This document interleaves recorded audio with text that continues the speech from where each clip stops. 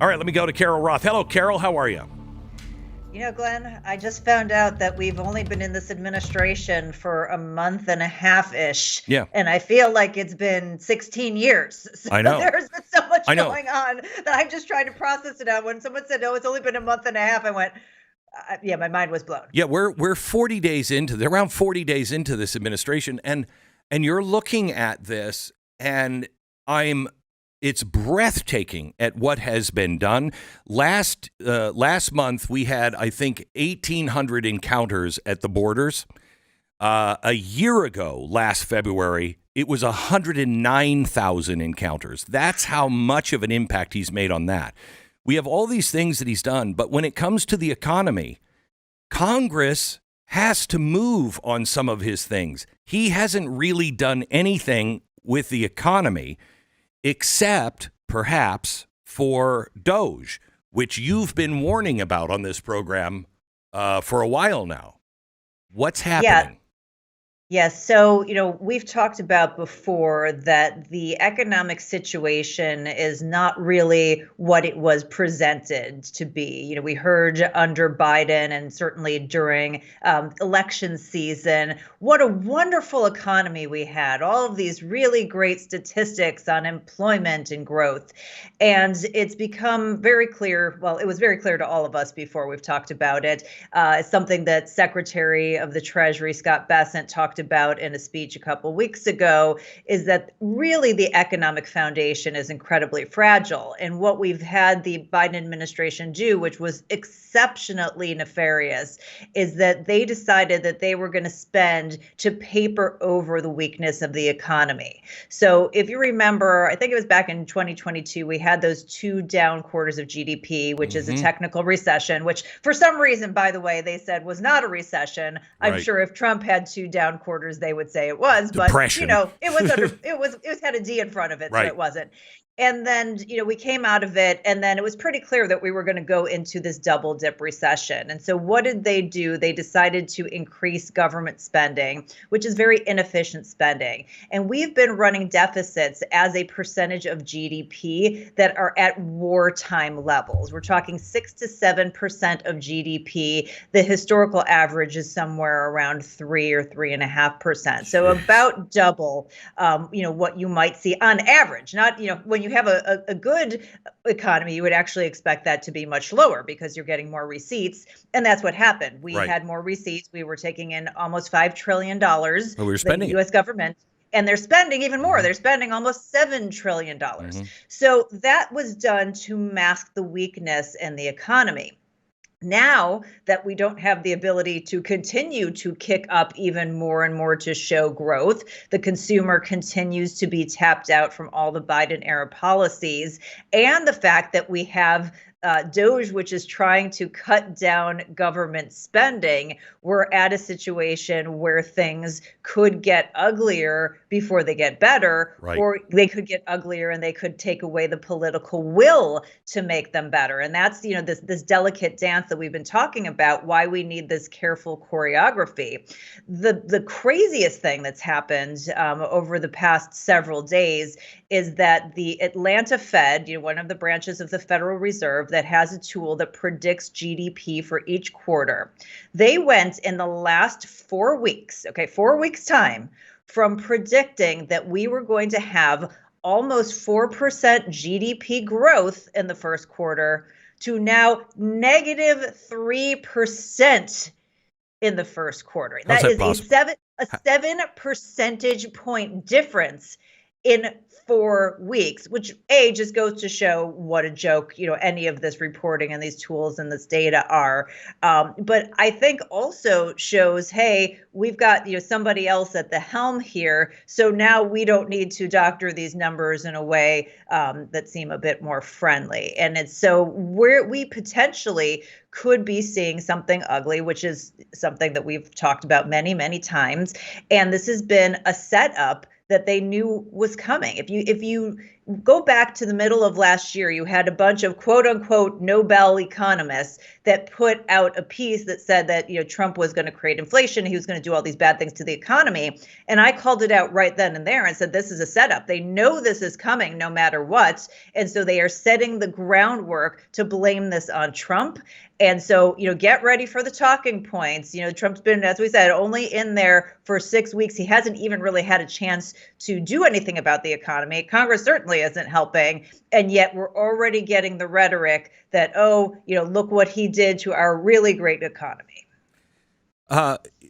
Correct me if I'm wrong here, Carol, but the Biden administration, while they spent a lot of money, they did it in ways to cover things up, et cetera, et cetera. But that big 2021, $1.2 trillion bill, and then the $836 billion for roads and bridges and broadband, and then the $144 in the Inflation Reduction Act.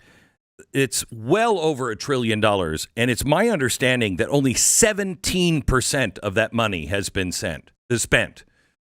So what happens if we don't stop the spending of just the stuff that is already on the books from Biden? Wouldn't that cause our inflation to go through the roof?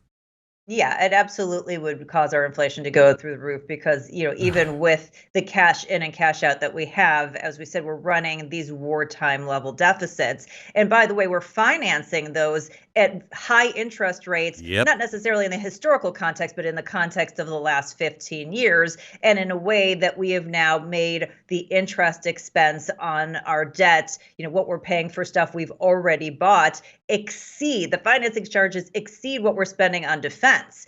Niall Ferguson has a great sort of maxim, if you will, that basically, I'm paraphrasing here, but nations that spend more on interest versus debt don't remain great nations for very long. Right. And that seems to be pretty obvious, something that everybody can wrap their heads around, that we don't want to be spending all of our money paying for stuff that we've quote unquote already bought. And we certainly at these levels cannot afford to do that. If we continue to do that, and this kind of goes into another conversation that we've had before, Glenn, too, is that central banks around the world who used to be our friends in support of the U.S. being the world's reserve currency used to just buy treasuries. It's kind of part of the deal here on an ongoing basis. Over the past 11 or so years, they have been net sellers of treasuries. They've actually replaced that with gold on their balance sheet. So if we don't have central banks that will just buy treasuries whenever, because that's part of the geopolitical deal, that means you have to find people who are looking at the price. They're looking at the price of the treasuries. And basically, at these levels, even though they've come off a little bit, and we can talk about that too, but they're overall saying, yeah, we're not going to do that. We need to have a reprice here. And when you don't have enough demand, you end up seeing our yields go higher. And to the extent they add up too high, which we were dangerously close to a few weeks ago, that has come off now. But if you hit that, that could end up causing a debt spiral. It could end up causing a mismanagement, or excuse me, not a mismanagement, but basically a throwing up, if you will, of the treasury market and have global implications. So let me just explain this so the average person can understand what you just said. You're wanting to buy a new house, and the interest rates are up at 8%. You say, honey, I don't think we should buy a new house. The interest rate is way too high. And somebody says, well, historically not. Well, historically, yeah, you might be right. But we're not buying in the 1980s right now. We're buying today with our financial situation. So I don't think we're going to buy the house. That's what a normal person would do. And you'd start saving money to buy a house later. That's not what the government is doing. They're saying, let's buy the house at these high interest rates anyway. But when you have poor credit, really good banks are going to say, no, I'm not going to take your loan. That's what she's talking about with the central banks. They're like, I don't want it. I'd rather buy gold because I don't trust that you guys are ever going to get out of debt. And so what happens? Loan sharks step in. This is what she's saying about the yield going up. The loan sharks step in and they say, I can make this deal for you. It's going to cost you 12%. Eh? And you're like, 12%? That's outrageous. You're going to do it or you're not going to do it? What do you want? So we're burying ourselves with loan sharks. That's why I believe the president needs to say tonight, Congress must pass a budget. It must have cuts. I'd love him to say it must have $1 trillion bare minimum of cuts to show the rest of the world that we're serious. I don't know why Javier Milei can do these things, but we can't. However, Glenn, if we cut, as we've talked about, we cut $1 trillion and we just cut it off very carefully and we don't choreograph it like Fred Astaire and Ginger Rogers, and then we don't have that in our GDP, then we have a shrunken economy. We're taking in less receipts and we actually explode the deficit. Right. Which could end up in a debt spiral. So yes, Congress needs to do their part, but it needs to be done very surgically. And that is the ultimate challenge. That is the mess that the Biden administration left for Trump. If I were king of the world today and I could go in and say, Congress, this is what you're going to do, I would say to them, you're going to cut $1 trillion, plus you're going to pass either a flat tax or 15, what the president has talked about. And you're going to cut 50% of all regulations. Just cut them right now. And you're going to pass the REINS Act. That would change the dynamics of the economy. Yes, we would have all of that spending going away from our GDP, from the government. Good. But money would flow into our country and jobs would be created and we'd ignite the engine at the same time. That's what has to happen. But that's not going to be the president's fault if it doesn't happen. What a surprise. It's going to be the lame-ass GOP that will screw this up.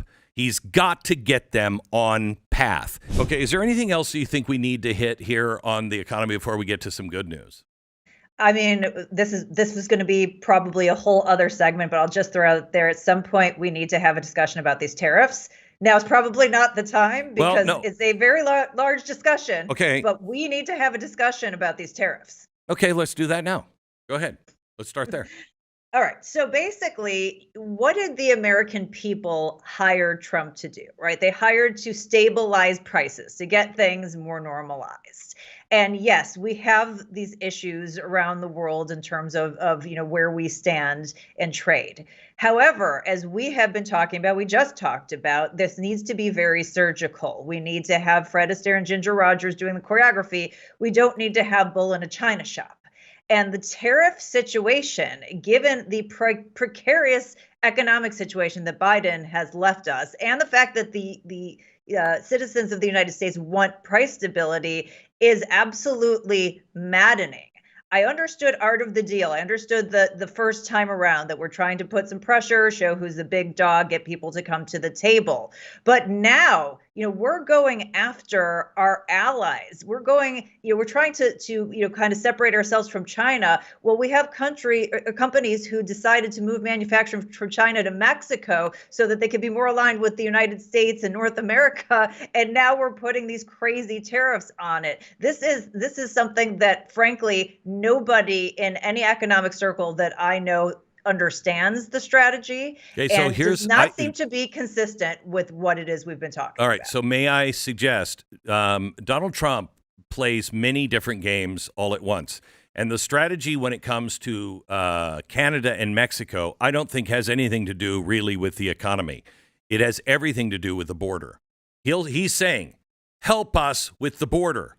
Help stop the flow of illegals, stop fentanyl, and recognize that your cartels are terror organizations. Work with us. If you don't want to, that's fine. You'll get a tariff. He's not saying, you're charging us too much for our milk and not enough for your milk or whatever. That is part of it, but that's not really what he's after, I believe, on the tariffs with Canada and Mexico. I agree that was the first time we tried this and he got them to the table. And now we need to have sort of a different situation, because the reality is that, as you said, he's made huge strides. We have a tiny fraction of the encounters at the border. So that is moving in the right direction. But things like price stability are not necessarily yet moving in the right direction. And to throw this into the mix at a time that is so precarious from an economic situation, even if that is the ultimate outcome, it seems like the wrong tactic to take, because the situation on the economic front is so volatile. Find another path to do that. Okay. That's all I'll have to say on that. Yeah, and just to back up Carol's point on the border, I mean, we're down. This is the lowest month we've had in at least 25 years of border crossings. Like 1968 or something crazy like that. Yeah, the only other close month was April 2017, right after Trump came in the first time. But that was much more about just tone, and it did slow things down. This seems to be, backing up with action, and I tend to agree on the tariffs with Carol. Yeah, here. I don't I am against tariffs. I am for even playing field tariffs. But again, that is defensible logically. Yeah. Not what's happening with I know. Canada. With Canada and he Mexico. signed an agreement that there would be no tariffs between these. It was his agreement. He designed it. I know. And now he's putting the tariffs on. And that's going back to the surgical part. If it was something very specific, I could understand. But across the board at these levels seems really insane at this point.